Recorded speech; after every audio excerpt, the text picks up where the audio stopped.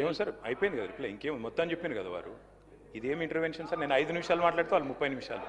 ఇది మీరు మా రెస్క్యూకి రావాలి సార్, ఇది పద్ధతి కాదు.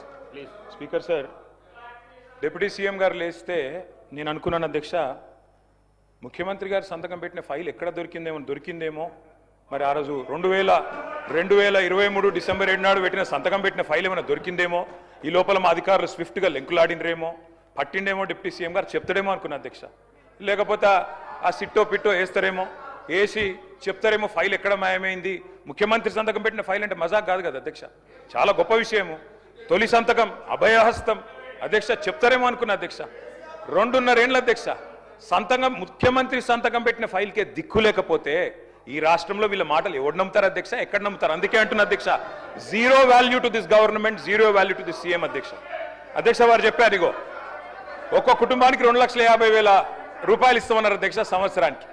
అధ్యక్ష 1,10,00,000 కుటుంబాలకు తెల్ల రేషన్ కార్డులు ఉన్నాయి.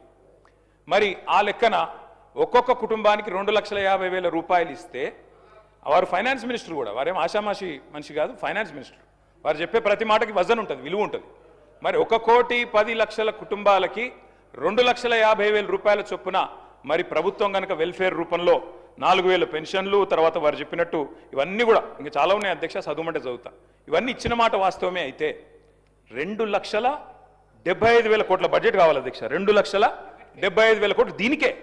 ఏది ఈ 2,50,000 కుటుంబానికి ఇవ్వాలంటే, 1,10,00,000 ఇవ్వాలంటే ఇచ్చి ఉంటే, మీరు చెప్పినట్టు బట్టి విక్రమార్క గారు చెప్పిన దానిలో అనుమాత్రమైన వాస్తవం ఉంటే 2,75,000 కోట్లు మీరు ఈ లోపల సంవత్సరానికి ఇచ్చి ఉండాలి. ఇచ్చారా అధ్యక్ష?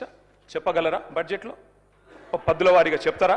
ఇంకో మాట అధ్యక్ష, బడ్జెటే నేను చెప్పేది అధ్యక్ష. ఇంకొక మాట అధ్యక్ష, వారు చాలా విచిత్రం అధ్యక్ష, సభ్యులకే అవగాహన లేదనుకున్నాను రేషన్ కార్డులు ఇచ్చారా లేదా. సహచర మంత్రికి కూడా అవగాహన లేదు. ఉత్తమ్ కుమార్ రెడ్డి గారు మొన్న ఇదే సభలో చెప్పారు, 6,50,000 కార్డులు కేసీఆర్ ప్రభుత్వం ఇచ్చింది అనే మాట ఉత్తమ్ కుమార్ రెడ్డి గారు చెప్పారు. మీకు ఉత్తమ్ కుమార్ రెడ్డితో ఏమైనా పంచాయతీ ఉండొచ్చు కానీ తప్పులు చెప్పొద్దు మంత్రి గారు. వెంకటరెడ్డి గారు, ఆ తప్పు మీరు చెప్పింది సవరించుకోండి. మంత్రిగా దయచేసి మీరు మాట్లాడేటప్పుడు మరి సబ్జెక్ట్తో మాట్లాడాలి అధ్యక్ష. ఇంకొక మాట అధ్యక్ష,